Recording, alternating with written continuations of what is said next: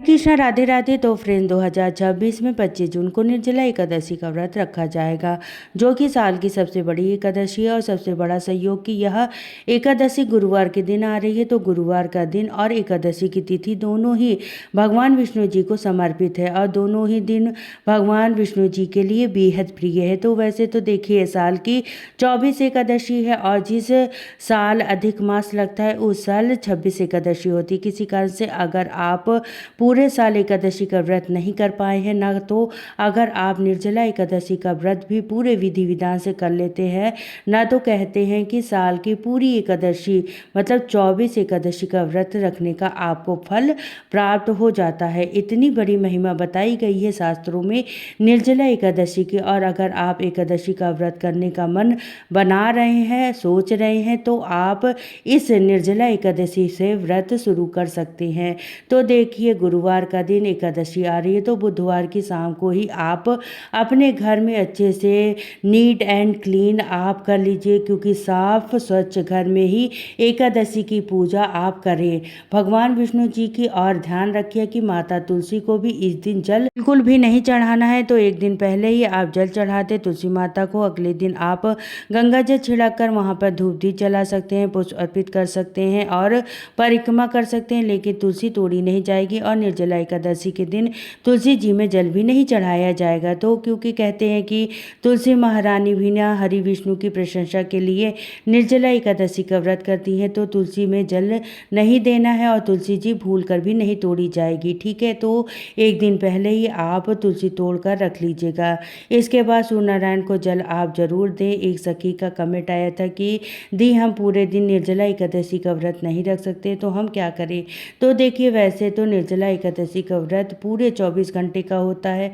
ठीक है, द्वादशी के दिन ही यानी द्वादशी की सुबह ही हमें पूजा के बाद जल पीकर अपना व्रत खोलते हैं। किसी कारण से अगर आप सच में नहीं रह पा रहे हैं, इतनी सामर्थ्य नहीं है, तब भी मैं आपसे कहूँगी कम से कम पूरे दिन का आप व्रत जरूर करें। यानी कि संध्या के बाद आप जल पी सकते हैं 8-9 बजे के करीब। देखिए, नॉर्मल महिलाएं अपने पति की लंबी उम्र के लिए करवा चौथ का भी व्रत करती है ना, चांद का इंतजार करती हैं। अगर हम अपने पति की लंबी उम्र के लिए व्रत कर सकते हैं, तो प्रभु की प्रशंसा और प्रभु की भरपूर कृपा पाने के लिए भी हम व्रत एकादशी का कर सकते हैं। तो देखिए, अगर आप पूरे 24 घंटे नहीं रह सकती हैं ना, तो सुबह से व्रत शुरू कर दे एकादशी का और शाम को संध्या पूजा के बाद अगर आपको लगता है 8-9 बजे 10 बजे तक आप जल पी सकती हैं। और मान लीजिए बहुत ही ज़्यादा कंडीशन ख़राब है, आप बहुत ही बीमार चल रही या कोई ऐसा रीज़न है, तो फिर आप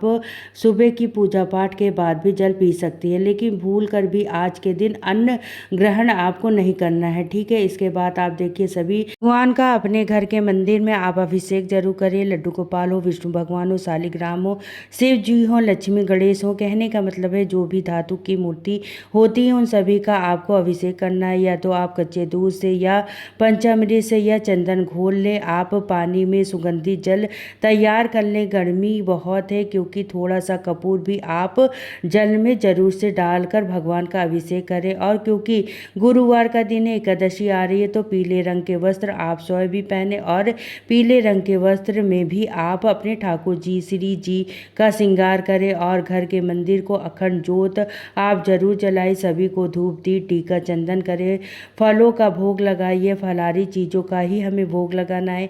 एकादशी पर अन्न का भोग भगवान को नहीं लगाया जाएगा। तुलसी दल जरूर चढ़ाइएगा, पुष्प के हार माला पुष्प मिल जाए तो जरूर चढ़ाइएगा। और देखिए, चावल नहीं चढ़ाया जाएगा पूजा में, तो तिल को आपको जरूर से पूजन करना है। इसके बाद निर्जला एकादशी की आपको कथा जरूर से सुननी है और उसके बाद लौंग कपूर भगवान की प्रेम भाव से आरती करें। खुद दक्षिणा पूजा में जरूर से अर्पित करें आपको। और निर्जला एकादशी की पूजा में आप पानी से भरा कलश मिट्टी का आपको जरूर से भर के रखना है और कलश के ऊपर जो पात्र होता है उसमें चीनी भर के रखें। ठीक है, और उस पर आप कोई भी फल रख सकते हैं, जैसे आम है, तरबूज है, खरबूज है और कुछ दक्षिणा या आपको किसी पंडित जी हो आप उसे दे सकते हैं या किसी ज़रूरतमंद को दान जरूर करें। पूरे घर में गंगा जल छिड़के हवन अगर आप करते हैं तो जरूर कर लें। घर के मुख्य द्वार का आप पूजन जरूर करें। संध्या के समय जितना हो सके दीपदान करें। आप घर के मंदिर में दहलीज पर तुलसी जी के पास, घर के आसपास कोई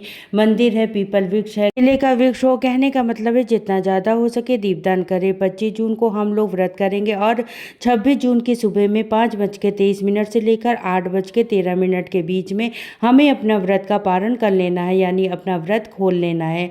व्रत खोलने के लिए पहले आप दान दक्षिणा जरूर से निकाल ले, भगवान का पूजन करें, उसके बाद तुलसी पत्र और जल लेकर आपको व्रत का पारण कर लेना है। ठीक है। अच्छा, जो भी निर्जला एकादशी का व्रत करेंगे, चाहे स्त्री हो, पुरुष हो, बच्चे हो, कोई भी हो, वो ठंडी जगह पर आप रहे, ज़्यादा धूप में ना जाए, ज़्यादा गर्मी वाली जगह पर आप ना जाए, काम ना करें, नहीं तो आपका गला सूखेगा। और देखिए, कूलर पंखा के सामने रहें, एसी चलाकर रहने, कहने का मतलब है जितना जैसा आपकी सुविधा हो वैसे आप अपना ध्यान रखें, क्योंकि गर्मी बहुत ज़्यादा है और निर्जला एकादशी के दिन हमें जल भी नहीं पीना होता है। जितना हो सके कम से कम आप ज़रूरी से ज़रूरी आप बात करें और पूजा पाठ करें। बहुत ही धीरे स्वर में आप जो भी पाठ करें धीरे स्वर में करें। बहुत ज़्यादा आपको मतलब बहुत तेज आवाज़ में आपको कोई भी पाठ नहीं करना है, कीर्तन नहीं करना है, क्योंकि ऐसा करने से आपका गला सूख सकता है, फिर आपको हो सकती है तबीयत खराब, बिगड़ सकती है। तो जितना हो सके मन ही मन जाप करें और ज़्यादा से ज़्यादा मौन रहे, मोबाइल से दूरी बना कर रखें आज के दिन। ठीक है, क्योंकि जितना आप मोबाइल पर किसी से बात करेंगे उतनी एनर्जी आपकी डाउन होगी। तो आपने यह कार्य बिल्कुल भी नहीं करना। और देखिए, घर में तो निर्जला एकादशी का व्रत किया ही जाएगा और जो लोग चाय वगैरह पीते हैं वो भी नहीं ले सकते हैं, लेकिन जिन लोगों की तबीयत बहुत ज़्यादा बिगड़ जाती है, जिसे बिल्कुल भी नहीं रहा जाता है पूरी कोशिश के बाद भी, तो फिर आप जल और फल पर रह सकते हैं, ये व्रत को पूरा कर सकते हैं। ठीक है, क्योंकि स्वास्थ्य पहले ज़रूरी है, आपका स्वास्थ्य खराब नहीं होना चाहिए। पता चला आपकी तबीयत खराब हो जाए और घर के सारे लोग आपके लिए परेशान हो जाए, तो इस तरीके से आपको कोई भी व्रत नहीं करना है। और जैसे कि मैंने कहा कि एक दिन पहले ही यानी बुधवार को ही आप अपने घर की जो भी भारी भरकम काम है, कपड़े धोना है, साफ सफाई है, वो सब पहले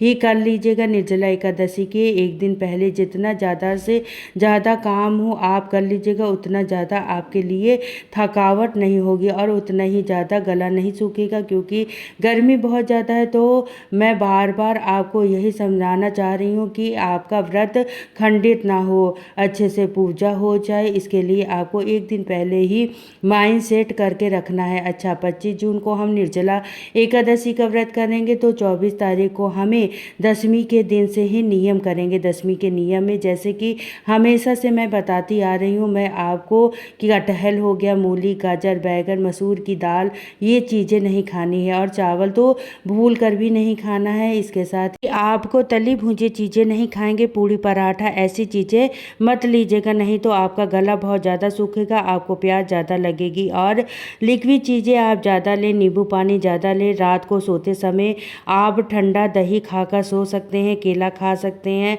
इससे भी आपको प्यास कम से कम लगेगी। लेकिन हिम्मत बिल्कुल भी नहीं हारना है, घबराना नहीं है, डरना नहीं है, क्योंकि प्रभु की भक्ति में बहुत शक्ति होती है। अगर आपने ठान लिया है तो आप ये व्रत जरूर से पूरा करेंगी। तो फ्रेंड्स, इस एकादशी में भीमसेन एकादशी, ये पांडव निर्जला एकादशी का नाम से जाना जाता है। और कहते हैं जो भीम ने ना वो कोई भी एकादशी का व्रत नहीं करते थे और उनके मन में ये मलाल रहता था कि सब एकादशी का व्रत करके पूर्ण फल की प्राप्ति कर रहे हैं, पर मैं नहीं कर पाता हूँ। तो कहते हैं कि भीम तो एक पहर नहीं बिता पाते थे बिना भोजन के, लेकिन उन्होंने भगवान प्राप्ति के लिए, श्री हरि की कृपा प्राप्त करने के लिए निर्जला एकादशी का व्रत किया। तो अगर आपके मन में लगन है, श्रद्धा है, बहुत ज़्यादा होगी ना, तो आप भी कर पाएंगे।